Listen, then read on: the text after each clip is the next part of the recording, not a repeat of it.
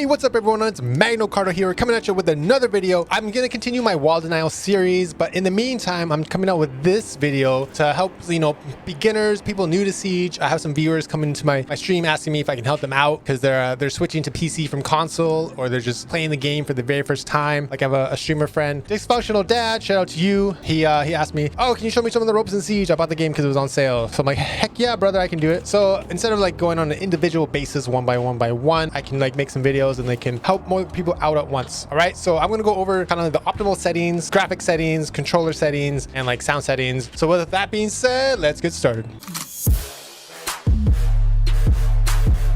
All right, so you just opened up Siege, you just booted it up, right? You're here for the first time. What are the optimal settings? You're gonna hit escape, you're gonna go to options. Optimal settings are like our preference, all right? There's nothing that's the best period whatsoever. Nothing is set in stone. Everyone has their own preference. These are mine, and I in my opinion, they're pretty optimal for what I have. Like esports players, their graphics, everything's gonna be low, right? They're trying to get as many frames as possible. If you're doing content creation where you're not really streaming, but you're recording and just doing some video, you can turn everything really high up. I just keep it the same, whatever. So we're gonna go to general. What you're gonna do for drone after prep, you're gonna put it on semi-automatic. I don't know what the default is. What's the difference between the three? You know, at the start of the round, how you're on your drones, it's called the prep phase, and you're scanning the enemies. When the round starts, you might have noticed you might get kicked off your drone, even though you're still droning. Semi-automatic will make it so you're not kicked off your drone when the round starts, and you can, hide. If you're being chased by an operator, you can maybe get away. If you have it on automatic, it's gonna kick you off right away. Semi-automatic, it will not kick you off unless your drone has been destroyed, and manual is like you manually gotta switch from drone to your operator, okay? PC chat channel, up to you if you want team, all, or disabled. I have team chat only just to cut down on distractions from the enemy team. Audio, it's up to you, what your volume is, master volume. I usually turn music down a lot, dialogue, whatever, that's for in-game stuff. So dynamic range, this is, hotly contested. Everybody has their own preferences, okay? You have hi-fi, TV, night mode. You can explore each one if you want to. Night mode helps you to like hear footsteps better, right? It's meant for like kind of having your headphones in at night. The only problem with that is it's hard to distinguish where the footprints are coming from, especially in Siege. Vertical gameplay the sound is really weird. You can't tell if somebody's above you or below you. When I did try night mode, maybe you can get used to it, but I was just like, I can't tell where they're coming from. Doing 180s, looking at everywhere, all these angles. But some people like love night mode and that's all they play. Hi-fi, I personally go on hi-fi because it has the greatest dynamic range. What dynamic range is, it's like the loudest sound and the quietest sound and like everything in between that. The explosions in hi-fi are pretty loud. You can hear footsteps pretty good, and you can distinguish where the footsteps are coming from. So I go on hi-fi, and TV is like the sweet spot between both of them. I think when I first started playing I was on TV, but I like hi-fi now more personally, but it's preference, okay? You choose whatever you want. I'm recommending hi-fi. All right, voice chat volume, this is the volume of your teammates. This is how loud they're going to be. Yes, you do want to push the talk button. Display is going to be a bit different. Depends on what monitor you have. You do want to go on full screen. If you go on windowed or borderless, you're going to be capped at 60 frames. Refresh rate, you want it as high as your monitor will handle. Aspect ratio, I have a widescreen monitor. That's why I'm at 21:9. You're most likely going to be at 16:9, but a lot of players will go, they do play at 4:3. Some of them might even play at 5:4. So what this does is like it stretches the game out. I think it looks like ass. They do this because enemy heads are easier to see, but the trade-off is enemies move really fast across the screen, especially Ashe. If you don't know who Ashe is, she's just an operator with like the smallest hitbox in the game. She's also the fastest operator in the game, and Siege has not really fixed it, and like she'll fly across your screen like a Ferrari, especially on 4:3. You can try it if you want. V-Sync off, widescreen letterbox. I think this applies to me because I have a widescreen monitor. I don't know if you'll have it. And field of view. Okay, so this is a preference thing. There's a lot of opinions on it. I have a widescreen monitor, so 75 field of view is like all that I need. What field of view is like in Siege, it goes vertically, like up to down. So the higher the field of view, kind of like the further away you're going to be, quote unquote, for your first person's perspective, everything on the screen is going to be slightly smaller vertically, right? If you have it to 60, everything on the screen is going to be slightly bigger vertically. If you're playing on 4:3, you're going to put this at 90. Everything's already going to be big and stretched, so you want to be as far away as you can. If you're playing on 16:9 though, the preference ranges are, some people will play it at 90, some people play at 85, and then 82, 83 is the other hotspot, and then 80. Besides those ones, like I said, 75 is another hotspot. You can try them out and see what you like the best. The thing as well with a field of view, if it's 90, if things are smaller on the screen, if you're playing like 16:9, that means like the heads are going to be smaller. smaller. So like trying to get a headshot, you're gonna have to be a bit more precise. I don't know, maybe you want that. Maybe that's what you like. 16:9, I think, you know, preference like 85, 82, 83, or 80. I'm widescreen, so I'm a 75. Overall quality, I have a custom, right? Here, texture quality, I think this is the only thing that you need at very high. Texture filtering, 16x or 8x is fine. That's all you need. LOD, low. Shading quality, low. Shadow quality, medium.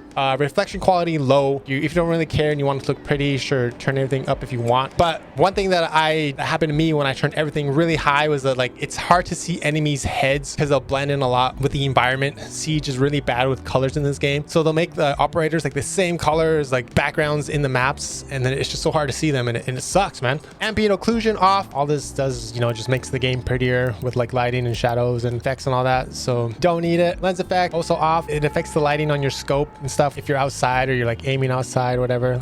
Zoom in depth of field, so most people have this off, but you could have it on. It's all preference. So I'll just show you right now. If I aim down something, like look at the optic, like the actual circle of my optic where all the purple is, like everything's the same, right? If you turn it on, now when I ADS, see my purple optic, it's blurred out now. So maybe you can focus a bit better. Maybe it'll help you out. I'm not sure. Like I said, it's preference. Most people have it off. And anti-aliasing, I have it on TAA. This is another preference thing. It's either you're gonna have it on TAA or you're gonna have it off. If your graphics card can handle it, sure, have it off. You can see like how much video memory I'm using. I'm gonna use more. If I turn it on, I'm gonna use less. So it depends what you're running. Like I said, preference. I'll show you the difference between the two. If it's off and I'm aiming outside, you'll see everything's a bit more jagged.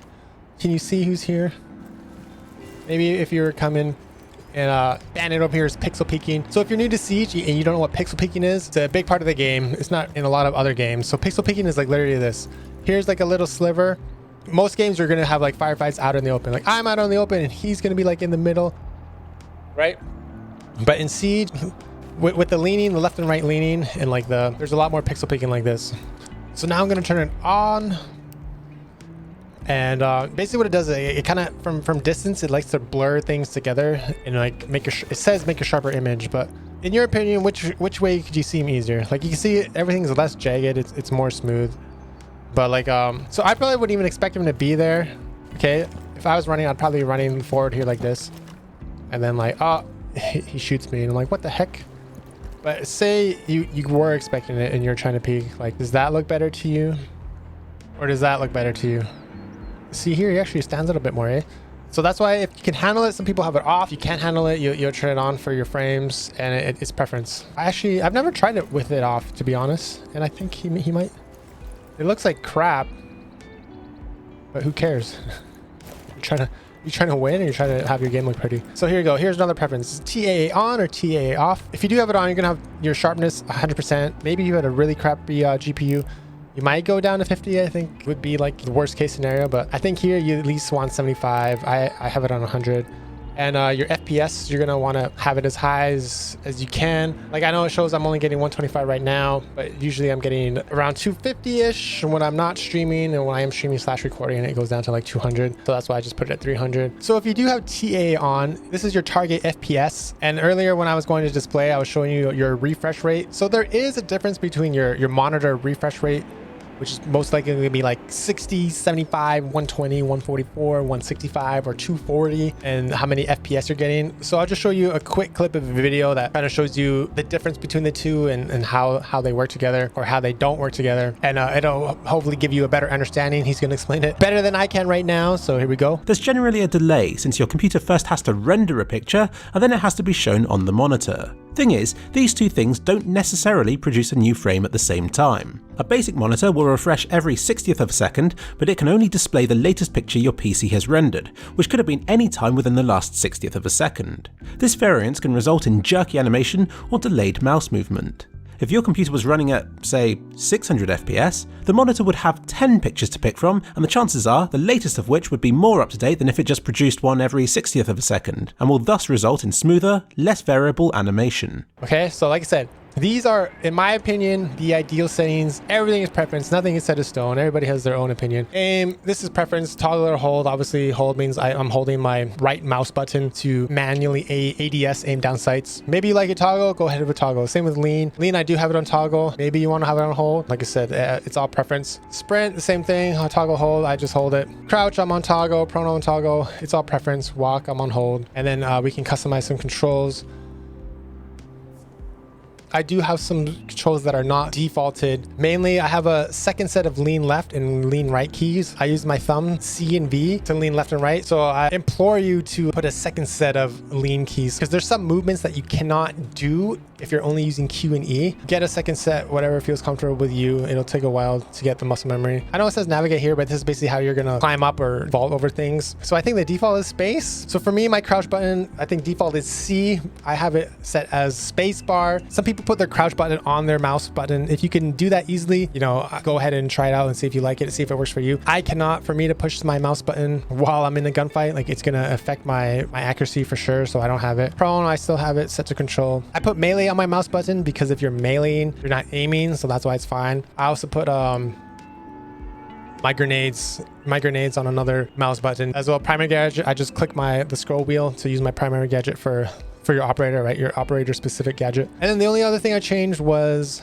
switch firing mode. The default is B, but I pushed that by accident too much, so I moved it all the way to the end. So what this does is like some guns have different modes, as in they'll have like normal firing, single shot firing, or like burst firing. Sophia, she has her special gadget. It's called the lifeline, and she can switch between impact grenades or concussion grenades. So you'll push N to switch between the two. All right, so now we're in controls. So mouse sends. I'm just gonna go give you a quick spiel about this because, you know, it's a hotly debated topic and you could talk about it for 30 minutes. But before I do that, we're just gonna go down to the bottom. Gadget deployment, advanced, and drone deployment, you want it on advanced. Okay, so if you're new to Siege, I'm telling you right now, you have 2 drones. Push the number 6 and you will throw your second drone when you start the match. If you have this on standard, if you throw your drone, you're automatically going to be put onto your drone. If you put it on advanced, if you throw your drone, nothing's going to happen. You have to manually push the number 5 button or whatever you use, and then you go on your drone, okay? Very useful. Gadget deployment, this is like if you're putting down your shields or reinforcing and putting down barbed wire. If you have it on standard, if you're putting down barbed wire on the stairs, like the whole animation is going to have to go through first before you can cancel it. Advanced, you could be putting barbed wire and be like, oh, I don't like this. Then you can cancel it right away, move your operator and then put it in a better spot, push it again, and then you're good, okay? You want it on advanced. So now we're gonna go to the top. Mouse sends, raw input. You want this on. What it does is your mouse settings are gonna go directly to the game. If you have this off, mouse settings are gonna go through Windows, and then through Windows, they're gonna go directly to the game. This will give you less input. The problem is though, that there's some people that when they do have it on,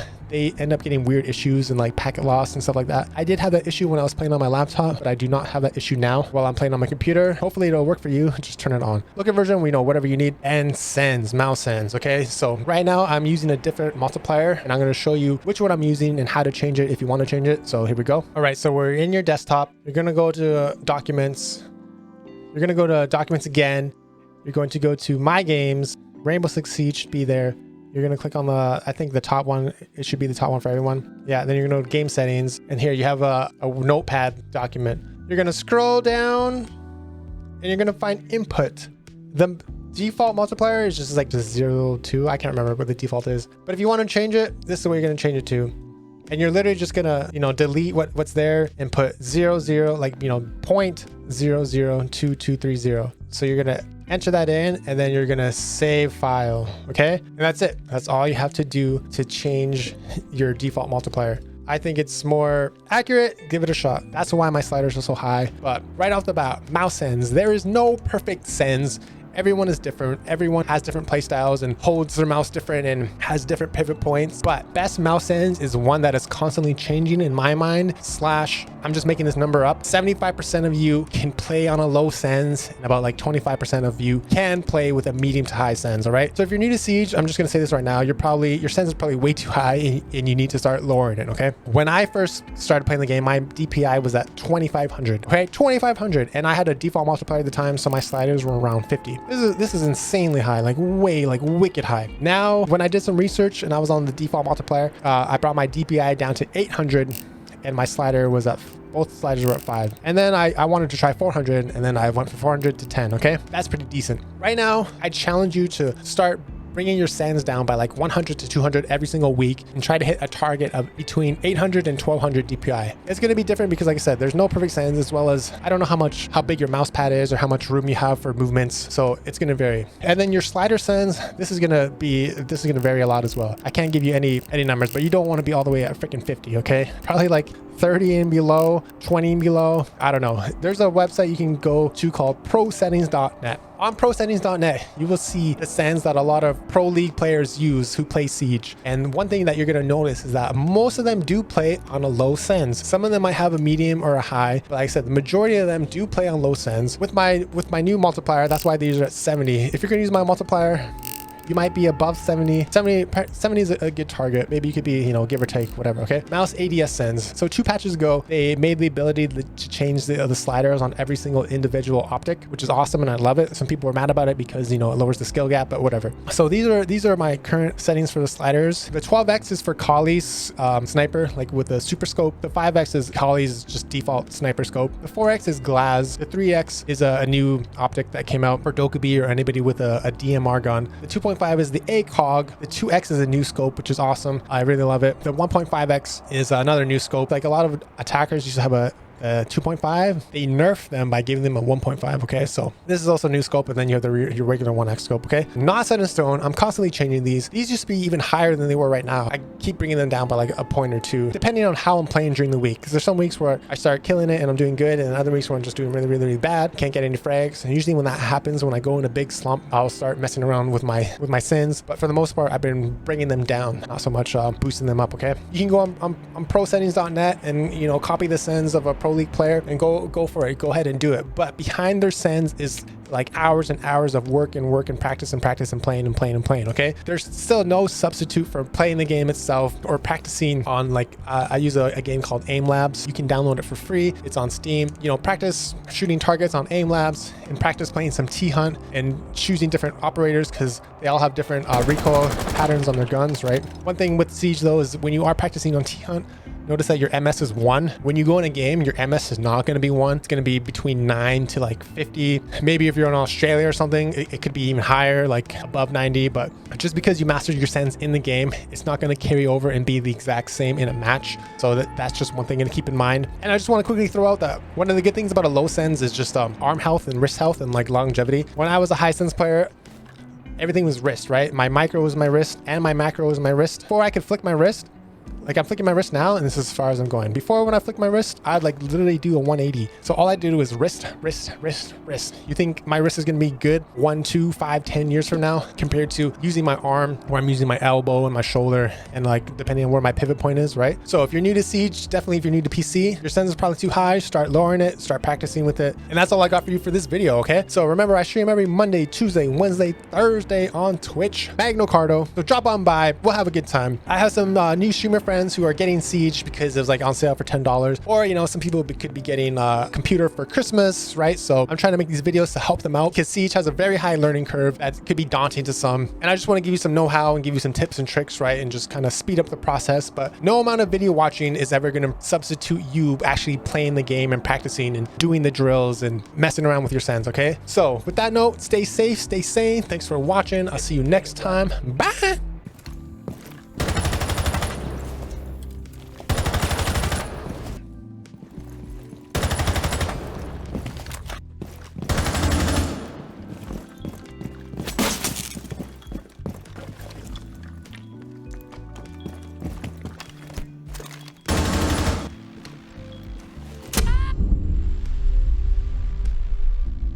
I know. I can hear them. 15 seconds remaining. 10 seconds left. 5 seconds. I'm gonna get juked. I wanted to shoot the drone. No. GG. 4 last stop standing. Oh, we won. Bomb defused. Mission successful.